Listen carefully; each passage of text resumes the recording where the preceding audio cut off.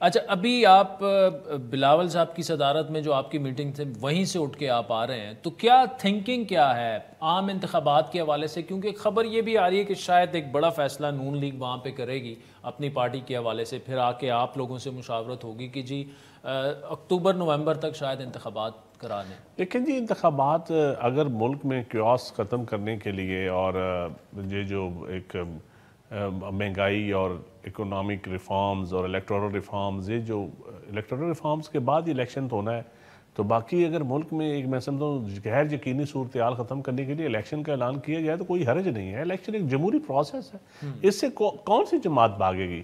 مہینہ ڈیڑھ یا مہینہ بعد میں سمجھتا ہوں اپوزیشن کے ساتھ اس وقت پی ٹی آئی کے ساتھ بیٹھ کے مذاکرات کرنے میں بھی کوئی حرج نہیں ہے۔ اس حوالے سے بالکل مذاکرات کرنے چاہیے، اور پیپلز پارٹی ان مذاکرات کو خوش آمدید کہے گی۔ لیکن آپ کی پارٹی کیا اس وقت خوش ہے کہ جو ایک آپ نے فیصلہ کیا اتحادی حکومت میں شامل ہونے کا؟ دیکھیں جی، اس میں بہت ساری مجبوریاں تھیں۔ کوئی اس طرح آخری سالٹ کے لیے حکومت اور اس طرح کے حالات میں جب ملک بالکل عجیب سی صورتحال سے ہو، مہنگائی کنٹرولیبل ہی نہ ہو اور اکنامک کنڈیشن بڑی ورسٹ ہوتی ہے، ان حالات میں کون حکومت میں آتا ہے؟ بڑی قربانی، میں سمجھتا ہوں اس وقت حکومت میں آنا بھی قربانی ہے جن حالات میں ملک ہے۔ تو اللہ تعالیٰ بہتر کرے گا، چیزیں بہتری کی طرف جائیں گی، اور الیکشن ہی الٹیمیٹلی حل ہے۔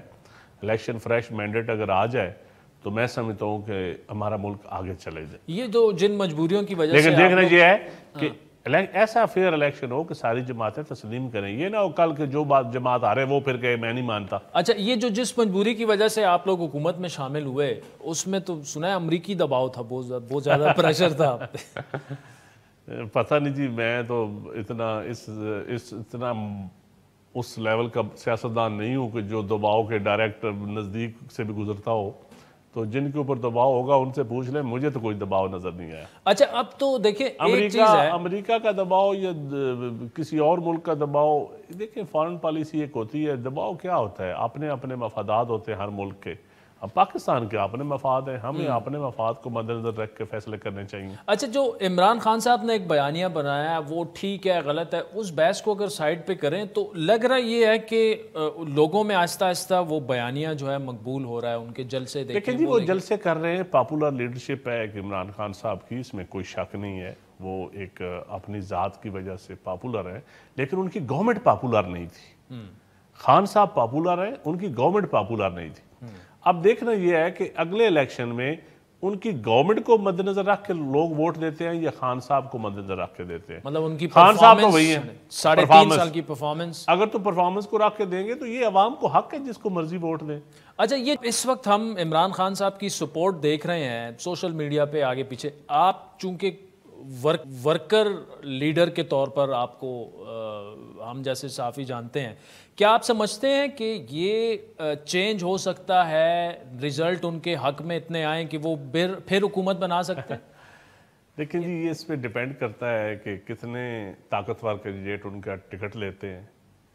فری اینڈ فیئر الیکشن ہوتے ہیں، ادارے سپورٹ تو نہیں کرتے، سابقہ روایات جو تھیں اداروں کی سپورٹ کی، خواہ عدلیہ ہو، خواہ اسٹیبلشمنٹ ہو، خواہ الیکشن کمیشن ہو، اگر یہ نیوٹرل ہوں گے، جو کہ ان کے لیے آج نیوٹرل ہونا ہی ان کے لیے تانا بنا ہوا ہے۔ دیکھیں نا المیہ دیکھیں، پہلے ہم سارے کہتے تھے کہ وہ نیوٹرل کیوں نہیں ہوتے، آج وہ نیوٹرل ہیں تو ہم ان کو گالیاں دے رہے ہیں، یہ ایک ایسا المیہ ہے۔ تو میرے خیال میں اگر وہ نیوٹرل ہوں گے تو پھر آپ -40 سیٹس کر لیں۔ اچھا، جو لیے ہوئے ہیں، جو 2018 کے انتخابات اس میں 40 مائنس کر لیں۔